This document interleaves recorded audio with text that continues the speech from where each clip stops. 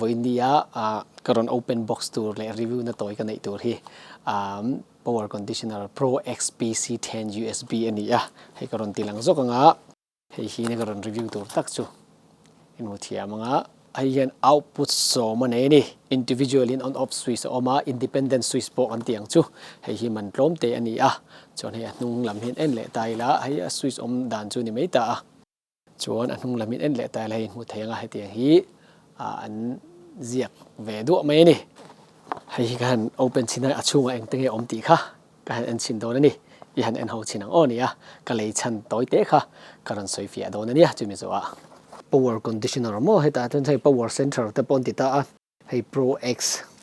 Live Performance Gear ติดตั้งนั่นเจียก็แต่เห็นให้อามาเพียงติดตั้งจูXPC มั้ง XPC10USB นี่ติดกันห้องตัวกงsimple ครบไหมโอ้ยพลาสติกนั่นจะเป็นตัวเวทับมายาอามาโรจูช่วยเห็นเมนูประคัดมาเราวันนี้อามันด่านเวลโปไอ้ประคัดมาเราที่เห็นบูรจูรัวกันนี่ไหม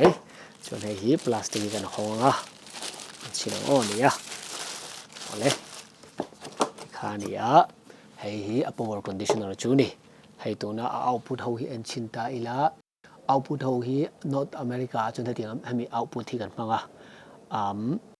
ปีนหินอังละว่าให้ปีนปอย North America เนี่ยเอเชียละมาตันจวน Asian style ละมาให้ก็นี่จนให้มีมันเป็นเป็กเตลจวนนี่รุยฟิตรุกเวลโดนไล่นะเซนี่ให้หันเชียงละจวนให้ on off switch ออกมาจวนให้ handyก็ตีให้ USB 2.1 และ 1.0 มั้ง2.1 และ 1.0 USB อมตา individual on off switch ในเวกันนี่ให้กระดูกชั้นตะก็เลยชั้นตะกันนี่ที่ขันก็เลยชั้นตะก็หันลุดตาอีละสตูดิโอในชุดอินเทอร์เฟซกันแค่นี้เขาเต้ไม่ให้สตูดิโออินโฮมสตูดิโอมานี่ตัวอย่างว่ากันในเวไม่อยากพอเห็นให้เกียร์จิชันกันในใต้อินเทอร์เฟซเต้ซาวด์กัดกันเตียงเต้ให้สปีกเกอร์เต้พอมิกซิ่งลำกันตัวจวนมิกซิ่งและมาสเตอร์ริงเวลกันตัวจวนสปีกเกอร์ปนิปฐมเต้กันลงพังเวตาเทียมลงมาแล้วมั้งจวนให้ amplifier ตันเต้จวนทิลดังตัวน่ะให้ monitor station อังจีเต้กันมังดูตาpower conditioner เห็นมันตัวเล็กทักออกมาจู่มันตัวเล็กทักจู่ทะลุตุกมาติงเอติจวนตัวน่ะอินเทอร์เฟซแต่ก็สังขัดมันปนอยู่ไทยมั้งจังมันปนอยู่ไทยข้างสองข้าง current ให้แค่นี้คอยมุ่งปนให้สังทุตาเนียมทุตังเวลาเราเวงตัวอสกเชียดเรา protect ตัวมั้งเราเวงตัวขานี่คดีตาขัน power conditioner กันมังกลางปุยตัว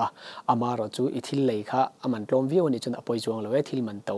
ให้กันทิลกันเขาใส่แล้วมั้งมีอังอินกันทิลในที่เชียดกันเหล่าจวนprotect นัทากันในข้างง่ายเวทุงอันนี้จะมีตาจน power conditioner เรียกตั้งกายให้หิ้งติงกันเลยเบลเล็กเฮร์ตัวนั้นให้ทักกันในตัวจนให้มันปลอมมีกันเลยเละฉันจุกันสวยลุดสิอ่ะเฮงมันโตฟอร์มันให้จวน on off switch ที่ประคัดเจ้ามาเฮตาอันนุ่งอาเรลโมอันนุ่งoutput จงที่ switch ประคัดใน control นี่อี on จวน on เวกังอี off จวน off เวกังแต่ขินนานกันแล้วกังเฮงตัวพอให้ forman power conditioner นี่ให้แต่เห็น on off switch ประคัดเจ้าตาให้ on off switch เห็นเอาไว้ใน control นี่ให้มีอันนุ่งมีจงที่อันนุ่งoutlet จงที่มุนขัดcontrol ตบตาให้ตาอี off จวนเอาไว้ใน off เวกอี on จวนเอาไว้ใน on เวกนี่อีทิลในสาขา on ดูลงมาแล้ว on เตลเวกโดนนี่จูประคัดเตะ individual ตัวนั้นให้ speaker เตะคอมพิวเตอร์ตัวนี้เสร็จแล้วประคัดเตะอีว่า on เละเวกง่ายนี่อันนี้ลูกเป็นว่า off เละเวกง่ายให้อีมันจวนทะลุตุกมาจูให้อีมันง่ายจูง่ายเตละให้มีในตัวหัวเจ้าให้ forman protect นัทตักหิมะ power conditioner ทักหิอินในหัวเจ้าให้จูตั้งกายเจ้าอันนี้กับหัวด่านจวน gear ตันปีกามอ studio ให้ studio gear ตัวจุนเฮ็ดอันนั้นมันเตาเวกตาให้สังกัดตั้งเอลพอสังเตลเตนิตาดอลลาร์ปอนโมขัดยังจนเฮ็ดตั้งกายตานี่จุตาตักจวนให้หินในสีอินกันติงให้กับมันตีจวนกันใส่ลูกกันโอ้เลยให้เจ้าหิมังโดนตาอีละให้เจ้าหิมังโดนตาแล้วก็ system จูsystem ก็ sound system ก็ equipment เสาจูprotect โดนเต็มทีละprotect โดนเรามาเสีย all ซ้ำตักจะ individual จนก็ switch มักเทียงการเรียนสังทุนนี่เสียให้จวน protect การเรียนระวังจนมันฮี Canadian dollar จนสมเรียตันนี้ US dollar ไปจนสมริมันเวลเล็กอันนี้จุมีอันนี้วางจนให้จูไม่ในตาน้ำมันจูอัดหลักเราอันนี้มาจูกับมันตุ่มตันตักจูตัวนั้นในที่นักการหัวเจ้าขาเฮ forman เฮียน he man tlom te hi ka vit lut don ni ka vi lu chuan heta lu heta ka man ho zong kha he ka foreman zo hian a protect vek don ni heta ka man zong kha he foreman power condition hian a protect do wangin he chu ka mang thei ta ani te khin na heta kan vit lut chi tanga power ko connect to he individual in on vek thei ni ko on anga he lo en ula ko on piang soron eng zelang ti hian te khin na heta hian studio monitor pakhat ka hook up ani chuan heta chuan a phair dang mo monitor station ka hook up chuan heta na dang mo chuan power kha tatang hin control vek to don ni ama hei tuna ka system ho re hian tuna hei monitor to po hi ko on sa vek ta ama hen ko on tuna te khinana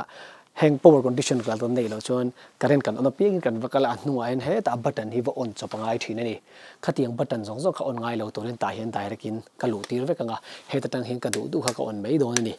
ma se ka soi to angin hemi he ProX-PC10USBH 10USB chau hi in mang do ni chuan ati chi lo khatia ti tur kha chuan mo he hian protect lawa ama ro chu ka soi to ang khan he power conditioner hi in nei photanga ya he tang hian power in langa power thado in langa heta ape chuak ang hemi ape chu na ji nga hian hi in vit lu tel do ani chutia in vit lu tel chuan hei hian hei hi a protect tel do na hei chu on off switch tan chau in mang don ti na ani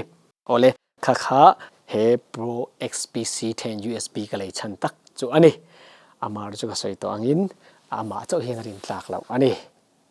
ti kha ka soi thei tok ni sela chon hei ka channel hi mila subscribe sak lo ni chuan milo subscribe sak ula khonga in like button milo me pon chu min pui em don ni nakin thil ka ti le zela tura ti kha kan soi duwa anhoya comment na hian thriat du in nei te request in nei taron soi ula chon hei achunga hian video adang mo review ka nei ton hei ka da hei poi milo en sak thin don ya chunga le chona top hei tu na ka soi zo che hian ron lang chuanga chuan khata khan khonga in ilo en ver thin don ne ka thil review hi kalome